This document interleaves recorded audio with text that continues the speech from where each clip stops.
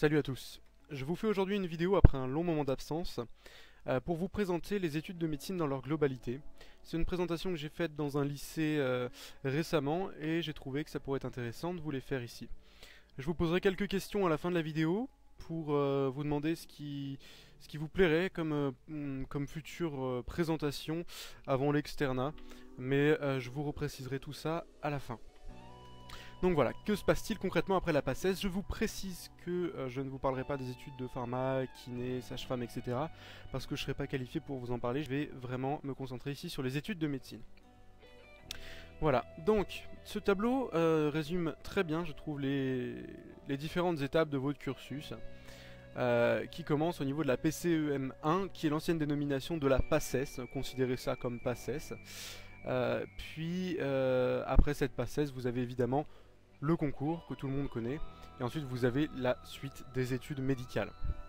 Donc on va prendre ce schéma verticalement, et puis je vais essayer de vous présenter les différents points importants. Concentrez-vous pour l'instant sur la partie centrale et inférieure du dessin, on verra plus tard le cursus parallèle.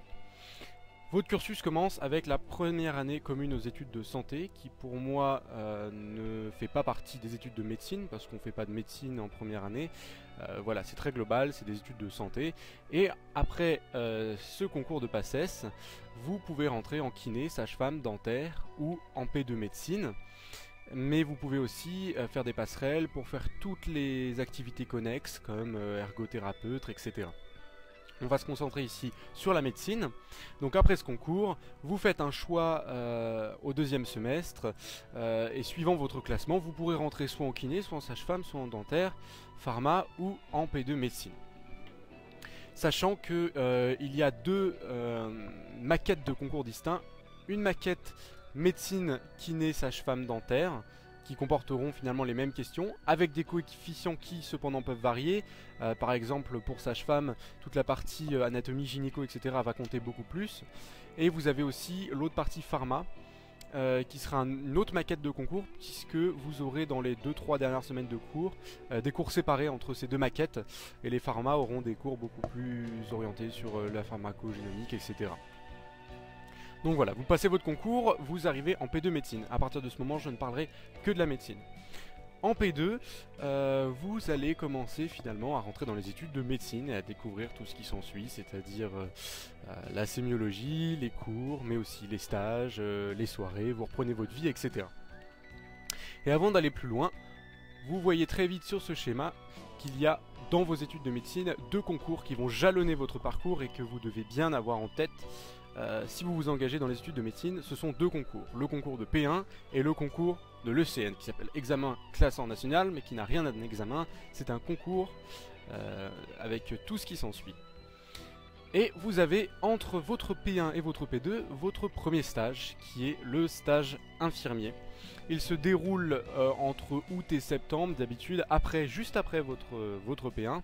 À Tours, en fait, on peut choisir notre date et notre lieu de stage selon notre classement, c'est-à-dire que le premier ou la première a tous les choix, et ensuite les choix s'amenuisent à mesure que les gens choisissent leur lieu et date de stage. Pendant ce stage infirmier, vous allez apprendre à réaliser des gestes de base et vous allez voir l'organisation de l'hôpital dans les grandes lignes. C'est un stage qui dure d'ordinaire 1 mois et souvent vous allez devoir passer 1 ou 2 semaines avec les aides-soignantes, donc c'est un stage infirmier aide-soignant. Donc vous allez finalement apprendre comment ça se passe dans un hôpital, et c'est un stage qui est selon moi très important et formateur parce que vous allez apprendre de l'humilité. On voit beaucoup de gens qui arrivent et qui sont prêts à avoir le stéto autour du cou juste après la P1 et puis qui veulent sauver des vies, etc. Ça se passe pas comme ça, vous allez déjà apprendre à vivre à l'hôpital et vous allez faire un peu toutes les tâches et c'est extrêmement formateur. Donc c'est un stage d'1 mois. C'est dans différents services, vous êtes souvent 1 ou 2 par stage. Vous avez un cadre de santé qui est votre référent ou votre référente et vous allez apprendre à faire des désinfections de chambre, à laver des patients, mais aussi à faire des injections, à préparer des injections, etc. Enfin tous les gestes infirmiers et aides-soignants qui vont vous permettre finalement après d'accéder à votre P2. Ce stage est obligatoire bien sûr et sa validation aussi. Si vous ne le validez pas, vous devez le repasser plus tard. Tous les stages de toute façon en médecine doivent être validés. Et après ce stage infirmier, vous rentrez en P2. La P2, donc je vous l'ai dit, vous commencez à reprendre votre vie finalement après le concours, à réfléchir plus intelligemment. On est beaucoup moins dans une période de rush, une période d'apprentissage sans réfléchir. Et vous commencez à visualiser l'ensemble de vos études de médecine. Donc pour moi, le cycle P2-D1, ou alors L2-L3 si vous préférez, c'est vraiment le cycle sémiologique. C'est pendant ces 2 années que vous allez apprendre les grands signes et les symptômes pour les regrouper en syndromes. C'est-à-dire que vous n'allez pas voir des maladies particulières, vous allez en voir quand même parce que les profs le font, mais ce n'est pas le but premier. Par exemple, vous n'allez pas regarder diagnostic et traitement de la spondylarthrite ankylosante. Par contre, vous allez voir les grands syndromes, syndrome pyramidal, d'insuffisance cardiaque, etc. Et vous allez apprendre des gestes élémentaires en ED, en enseignement dirigé de sémiologie médicale. Vous irez à l'hôpital avec un référent et vous apprendrez à faire tous les gestes que font tous les médecins, enfin la plupart en tout cas, quotidiennement, c'est-à-dire ausculter, palper, percuter un malade, pour apprendre votre métier futur. C'est un cycle très important et il se déroule entre la 2e et la 3e année de médecine. À la fin de la 3e année de médecine, vous devez être un minimum qualifié en sémiologie parce que ça risque d'être très très sanglant pendant votre externat ensuite. Ce sont 2 années qui continuent finalement à poser comment dire, un peu de difficulté parce que c'est pas parce que la P1 est finie que vous n'avez plus de cours, vous avez toujours des cours. Ces cours sont assez difficiles, beaucoup plus difficiles que la P1 en tout cas, et puis le volume est également conséquent. La P1 est difficile parce que quand on sort du lycée on n'a pas les bases, mais ne vous attendez pas à ce que L2, L3 ce soit facile au partiel, quoi. Vous avez pas le stress du concours, donc vous avez évidemment beaucoup de temps libre, vous pouvez sortir, vous pouvez faire de la musique, vous pouvez faire du sport, vous pouvez faire ce que vous voulez. Vraiment, vous pouvez organiser votre temps, vous êtes libre.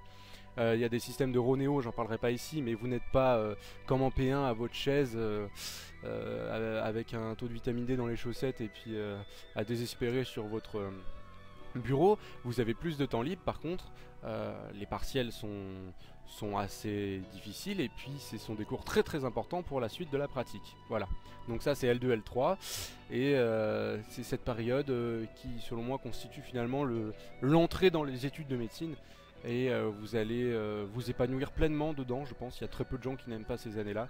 Vous apprenez, vous pouvez également sortir, vous pouvez garder une activité à côté, vous êtes libre, enfin c'est vraiment 2 très bonnes années. Malheureusement, s'ensuivent l'externat et l'internat, donc la D2, D3, D4 qui constitue l'externat, et ensuite vous avez le concours de l'internat. Certaines personnes considèrent que la D1 fait partie de l'internat, DCEM1. Souvent, on considère le vrai externat à partir de la D2, c'est-à-dire votre 4e année de médecine, et vous avez le concours à la fin de la D4. Dans ce cycle-là, c'est beaucoup plus un cycle pathologie, c'est-à-dire que vous allez vraiment apprendre finalement, vous allez cataloguer les différentes maladies et le programme de ces 3 années d'externat finalement sera posé à l'ECN, donc vous devez beaucoup travailler. Mais vous avez en plus beaucoup de stages et de gardes, c'est-à-dire que vous avez à peu près autant de stages que de cours. Donc par exemple, vous êtes le matin en stage, l'après-midi en cours, ça change, les emplois du temps changent, il y a des modules intégrés, etc. Toujours est-il que ce programme doit être assimilé pour l'ECN et vous allez voir toutes les pathologies. Vous n'êtes plus du tout dans la même démarche puisque l'examen classant national se déroule à l'échelon national, c'est-à-dire avec tous les étudiants en médecine de France. Et cet examen classant national va vous permettre de choisir votre spécialité. Quelques autres mots sur l'externat. Vous devez valider donc des modules. Les modules regroupent plusieurs matières, mais ça vous aurez le temps de vous pencher dessus quand vous y serez. On vous présentera tout ça. Vous avez des stages et des gardes à assurer. Vous avez de plus en plus de gardes quand vous approchez de la D4. Vous avez des gardes, des stages. Voilà. C'est finalement le début de la vraie pratique. Vous êtes payé, vous êtes sous-payé, vous êtes exploité, vous êtes moins payé que si vous travaillez en Thaïlande dans une usine Nike, ça c'est clair. Mais voilà, vous apprenez votre métier. Après, c'est un autre débat sur devrait-on traiter nos étudiants en médecine comme des humains et pas comme des bêtes, ça je sais pas. Il faut demander à nos instances. Voilà, donc ensuite vous avez l'examen classant national et à la fin de cet examen classant national où vous obtenez un classement, c'est très surprenant, sur à peu près 8000, 9000 étudiants, vous pourrez choisir votre spécialité. C'est-à-dire que le premier ou la première au concours a tout ce qu'elle veut, où elle veut. Elle choisit un lieu, une spécialité, un peu comme le stage infirmier à grande échelle. Elle peut dire par exemple, moi je veux être cardiologue à Bordeaux. On lui donne sa place. Le deuxième, ou la deuxième, a aussi tous les choix pratiquement, moins le choix de la première, et ainsi de suite. C'est-à-dire que si vous finissez dans les 500 1000 premiers, vous avez presque tous les choix. Si vous finissez 8500, vous risquez de vous retrouver plus dans les déserts, etc. Donc cet examen est également obligatoire si vous voulez faire médecin généraliste, donc c'est très important. Si vous voulez faire généraliste à tout prix, mais que vous visez, vous vous dites ouais moi je m'en fiche un peu si j'ai un mauvais classement, vous n'aurez pas le choix de votre lieu. Donc finalement tout le monde a intérêt à avoir un bon classement à l'internat. Suite à ce classement, vous entrez dans votre cycle d'internat et pendant cet internat, vous apprenez votre spécialité. Ça peut être de la médecine générale, mais aussi des spécialités médicales, chirurgicales, etc. Vous les voyez tout en bas, mais ça, vous pourrez les lire par vous-même. C'est pas l'objet de la vidéo, c'est juste pour vous dire qu'après cet examen classement national, vous choisissez votre spécialité. Et vous pouvez en plus après faire un diplôme d'études spécialisées complémentaires, un DESC, pour finalement vous rajouter des compétences. Tout ça est très bien expliqué sur les sites comme l'ANEMF, etc. Je vous mettrai les liens. En tout cas, nous on va se focaliser sur la partie un peu plus haute du graphique. Donc comme vous le voyez, vous avez la P1, votre concours. P2D1, vous apprenez la sémiologie, etc. Vous rentrez un peu dans le monde hospitalier. Ensuite, on passe aux choses sérieuses. D2, D3, D4, c'est l'externat. Et après, vous avez le concours. Donc vous avez deux gros concours. Ne nous voilons pas la face, le CN est carrément plus dur que la P1. Même si en P1 on est jeune, on ne connaît pas grand chose et c'est une année très difficile et éprouvante, il ne faut rien enlever à ça. On part avec un bagage très faible et on ne sait pas trop où on s'oriente et c'est vraiment une année très difficile. C'est d'ailleurs pour ça que j'ai choisi de faire pas mal de vidéos dessus, si ça peut vous aider. Vous voyez qu'il reste des cadres violets et bleus à droite qui sont assez importants aussi parce qu'ils constituent un cursus recherche.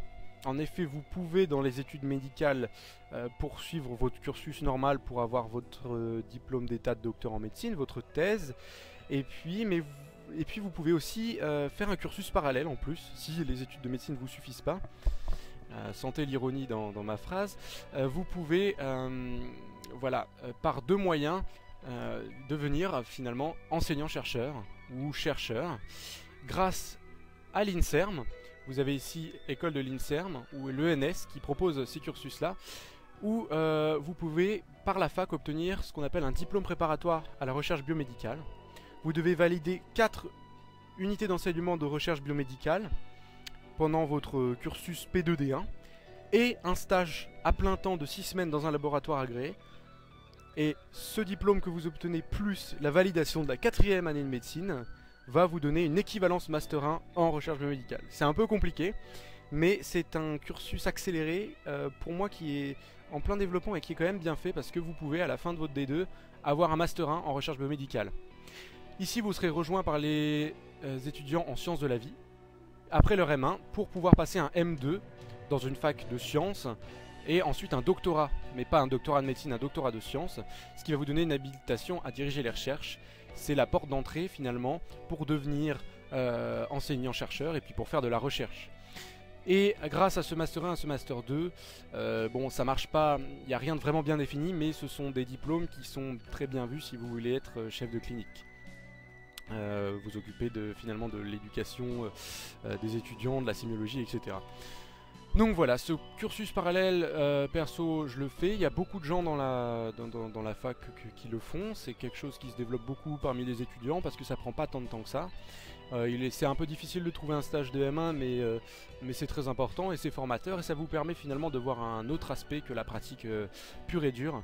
Voilà, c'est très intéressant et dès la fin de votre P1, je vous conseille de vraiment lire les choses, les informations, les documents qu'on va vous donner concernant cette équivalence Master 1 parce qu'il faut s'y mettre dès la P2 parce que vous validez une UE par semestre parce que si vous les gardez jusqu'à l'externat ce sera très difficile.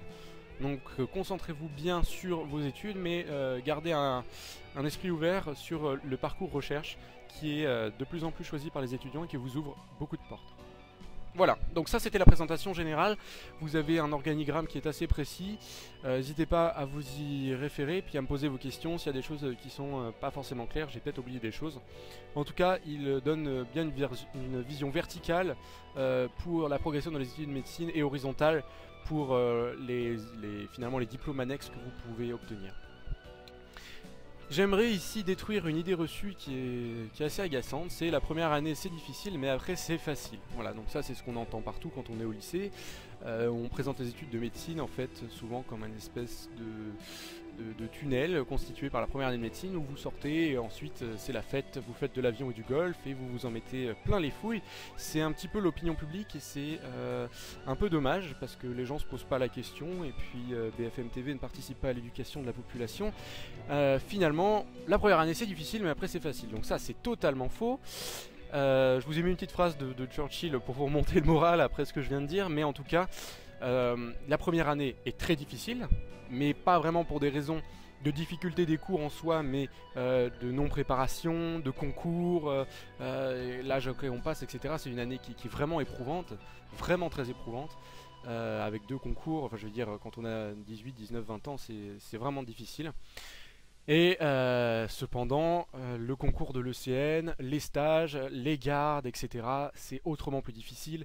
Et ne vous attendez pas à ce que ce soit une croisière à partir de la P2. P2D1, c'est quand même un peu une croisière, vous aurez du temps pour vous, etc. À partir de l'externat et de l'internat, c'est vraiment difficile. Il y a plein de métiers que vous pouvez faire qui gagneront beaucoup plus que médecine en travaillant beaucoup moins. Il ne faut pas faire médecine, voilà, en vous imaginant qu'après la P1, vous serez riche et en train de jouer au golf. Hein. C'est un peu cette image qu'on représente beaucoup. Ce sont des études qui sont passionnantes, mais qui sont très difficiles. Vous voyez ici, c'est un dessin de Vite Carabin qui vous montre un peu tous les livres, tous les référentiels pour le CN. Il y en a énormément, il faut être compétent en stage mais aussi pour le CN et puis ensuite en internat vous aurez beaucoup de responsabilités, les horaires sont pas faciles et puis vous n'êtes pas vraiment bien payé avant l'internat, pas du tout même, hein. Vous êtes aux alentours de 103 € par mois quand vous êtes en 4e année, tous vos potes ingénieurs ou de n'importe quel autre métier qui ont fait des prépas ou qui ont fait totalement autre chose gagneront plus largement avant vous. Donc voilà, donc si cette idée était ancrée en vous, essayez de un peu la remettre en question, de voir, de réadapter, de vous demander pourquoi vous vous dites ça. Et avant d'entamer médecine, surtout de vous poser bien la question pourquoi je fais médecine et à quoi je m'attends après cette PACES finalement. Mais du coup, pourquoi est-ce que la PACES est réputée si difficile? Pourquoi est-ce que sur BFM TV, on vous dit que ah là là, les étudiants en médecine, ça va pas bien parce que la PACES est difficile, etc. et qu'on ne parle pas des internes qui sont complètement overbookés et les médecins qui font des burn-out?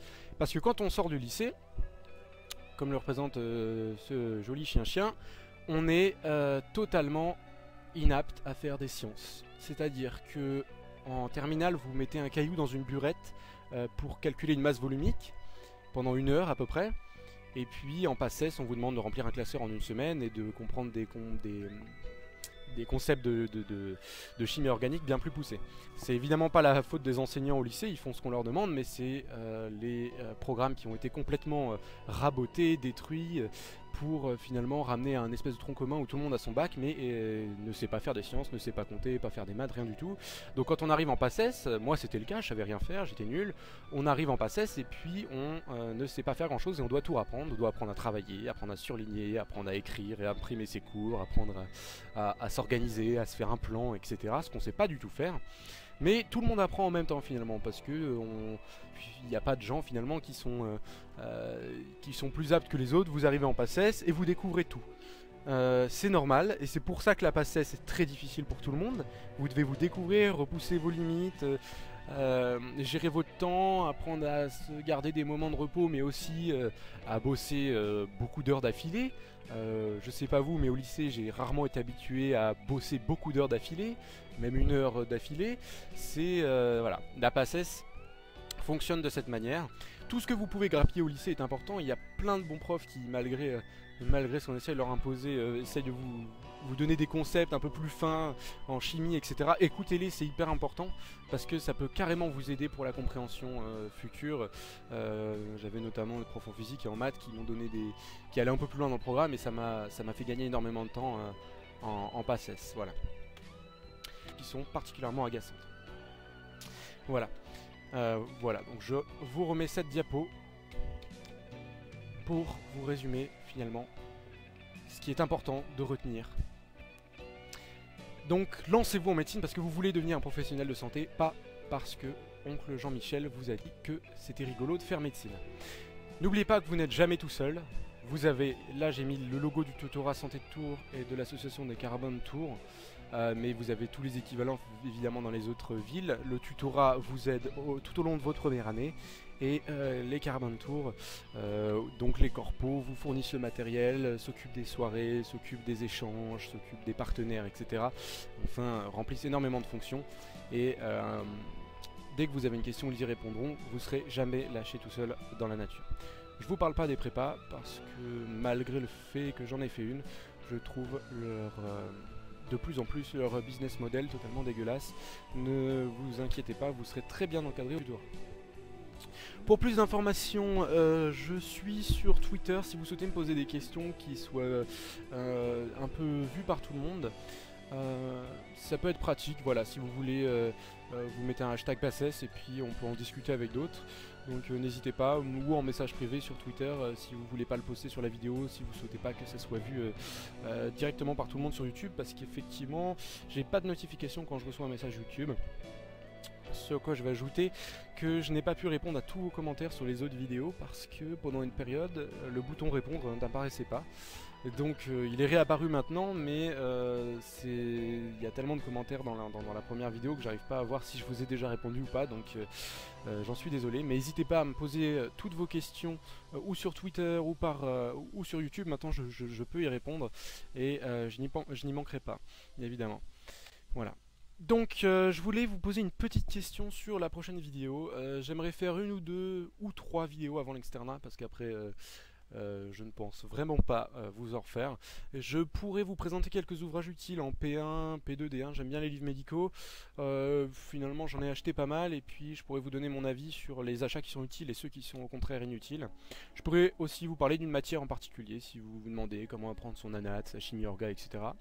Ou une organisation d'une semaine, sachant que je vous ferai pas de planning détaillé, j'ai horreur de planning de ce genre là parce que je pense qu'ils sont personnels et ça sert à rien de faire un planning pour les autres, mais comment gérer le temps des repas, etc. ça pourrait être intéressant, ou alors gérer les activités annexes si vous voulez continuer à faire de la musique, du sport, comment s'y prendre, etc. Et surtout si vous avez d'autres idées de vidéos, soumettez-les moi, il n'y a aucun souci, ce sera intéressant et constructif. Je préfère faire des vidéos qui vous correspondent que des vidéos balancées comme ça qui ont déjà été faites 1000 fois sur YouTube et qui seront pas intéressantes. Voilà, merci pour votre attention. Vous voyez ici la 4e de couverture d'un livre que j'aime beaucoup. Si vous voulez voir comment... c'est une très bonne représentation des études de médecine par VDC qui a écrit une BD qui s'appelle Vie de Carabin. Vous pouvez le retrouver sur Facebook, sur Twitter, enfin ce sont des BD qui sont géniales. Il sort régulièrement des planches sur les sujets d'actualité, de la destruction actuelle de la médecine, de l'exercice libéral, etc. Des idées reçues, mais aussi des moments partagés avec des patients. Vous verrez que la médecine, c'est des moments où en 20 minutes, des gens vous raconter toute leur vie et ce serait incroyable et vous devrez finalement transporter ce bagage émotionnel et je trouve que des BD comme ça arrivent à bien faire l'exutoire de cette somme d'émotions.